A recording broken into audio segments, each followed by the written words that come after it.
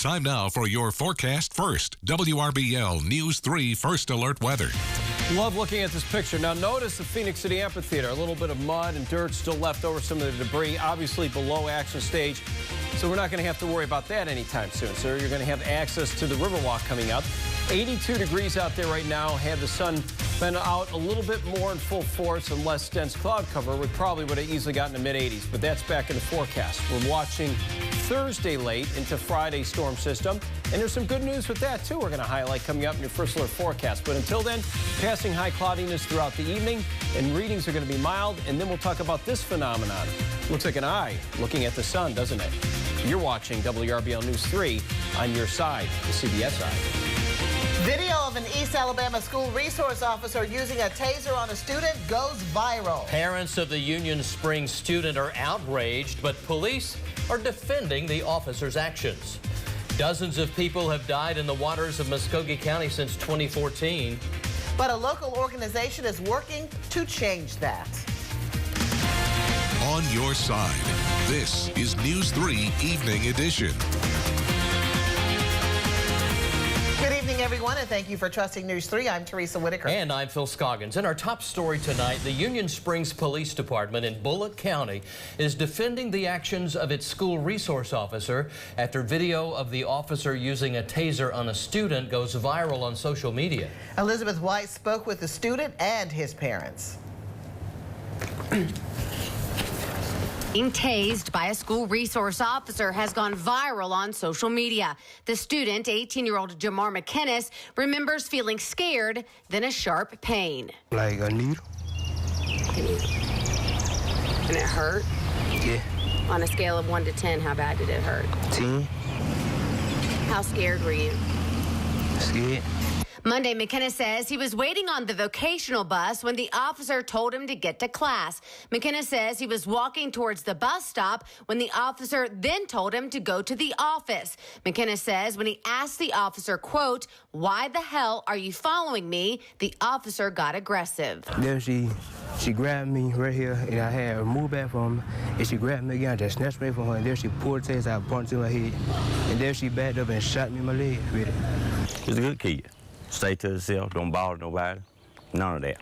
I don't tolerate with no disrespect and all of that stuff, because all my kids went to school over there, and you know, they don't disrespect. I raised them like my mom raised me. Jamar's parents say he's a good student who's never been in trouble. They say the video shows their son staying calm and trying to walk away. The officer attacked him. And I don't see where he did anything wrong. Union Springs Police Chief Danny Jackson disagrees. After reviewing the video and reading the officer's statement, I feel like that what she did was justified. In a follow-up statement, Chief Jackson says the student was disorderly and began to use profanity towards the officer and aggressively pushed the officer. Unfortunately, whoever filmed the incident missed the initial contact between the officer and the student. Based on the information gathered, the officer was justified in her actions. However, further investigation is being conducted. Did you ever try to hit her? No. So then the chief that said he should have been tased. Why you say that for coming from a chief, that he should have been tased? So, you know, they don't sit well with me. And then the first time she did this to a child, he covered the stuff up for her. That's why he's so mad, because he went viral on Facebook. Bullock High's principal tells News 3 the officer remains on campus while referring our questions to the Board of Education. News 3 has requested a statement from the superintendent. Meanwhile, the family believes Jamar will not face further action related to the incident and he can return to school. The family is contacting an attorney while asking for an independent state agency to review the officer's actions. What do you think about what she did? I just feel like she was wrong.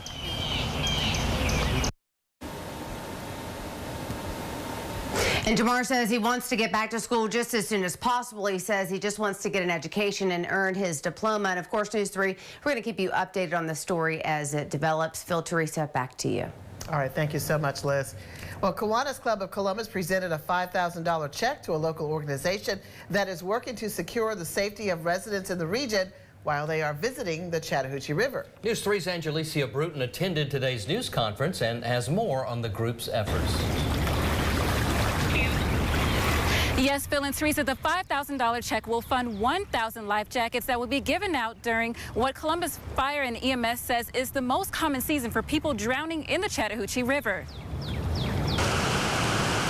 Since 2014, there have been 25 water fatalities in Muskogee County, the most being 9 in 2015. Columbus Fire and EMS Fire Marshal Ricky Shores says that he encourages everyone to enjoy the warm weather this spring and summer, but to make sure they are doing it safely. We want our citizens to understand that, especially if you're in the Columbus area near this Chattahoochee River, you want to make sure that you're river savvy, that you understand you know, more than the average person that's not in an area that has a river attraction like this, to be safe and wear that personal flotation device.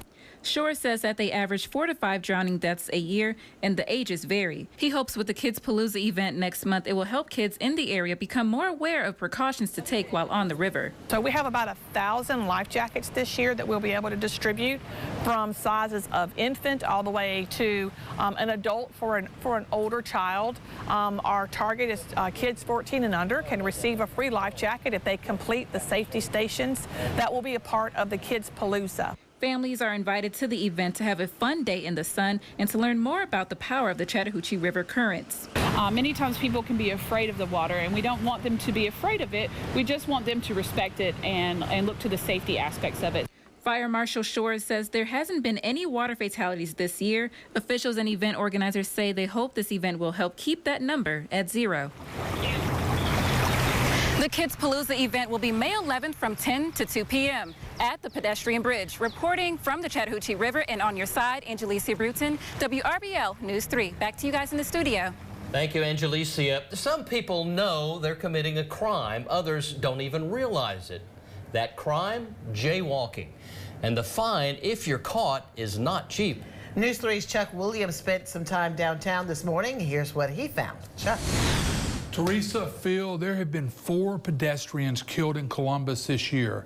2 on Veterans Parkway near 24th Street, 1 on Victory Drive, and 1 downtown.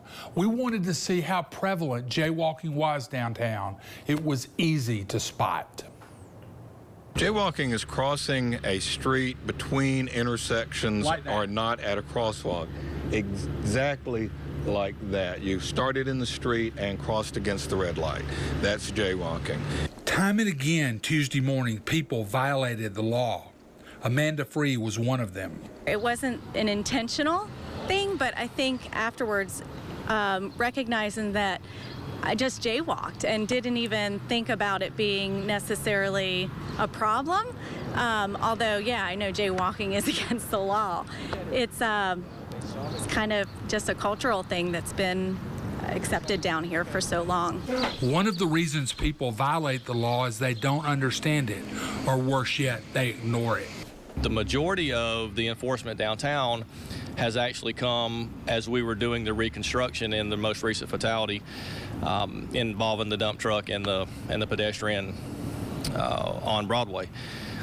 As we were downtown working on that thing, doing the reconstruction, what we found is people were just disregarding the signals and the crosswalks right in our presence. And that was a clear indicator to us that we need to do something about that. They've just become comfortable with clearing the roads and then just crossing without considering that there are signals and lights to regulate that for their own safety. It's not a cheap ticket. The fine, if you get caught for jaywalking, is $200.63. Ouch. Yeah. You know, it's That'll get your attention. It's interesting, Phil, Teresa.